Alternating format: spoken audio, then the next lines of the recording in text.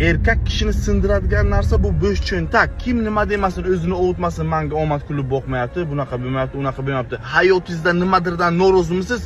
Uni o'zgartirmayapsizmi? Demak, o'shani o'zingiz tanlayapsiz. Men o'zim norozi bo'lganman, turib ketganman Dubayga. Nima bo'lsa bo'ladi, o'sha yoqda ko'ramiz deb. Nima uchun o'zingizni ilmingizga pul tiqmaysiz? Nima uchun kuchli insonlarning oldiga bormaysiz? Nima uchun? Kutasiz nimadir o'zgarishni. Hech narsa o'zgarmaydi. Javob beraman, hech narsa. Toki siz o'zgarmaguncha. Men tushunmayman. Pak kayfim sizlarga boshqalarning oldida mag'lublarda yashash, boshqalarning rahmini keltirish, achintirish. Bu erkak uchun sharafsizlik. Onasining emsin yoqmayaptimi, bo'lmayaptimi, turib ketish kerak, safar qilish kerak, qo'rqmaslik kerak. Xudo erkak kishining rizqini ko'chada bergan. Uyda o'tirib nolish kerak emas. Nahotki qasos olishlaringiz kelmaydi. Nahotki hammaga erkakliklaringizni ko'rsatishlaringiz kelmaydi. Nahotki sizlarning ham qo'llaringizdan kelishini isbotlashlaringiz kelmaydi.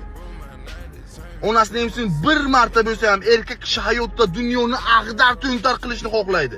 Ana shu narsani ichingizdagi o'sha ichingizdagi olovni onasining emsin qo'ying, chiqsin.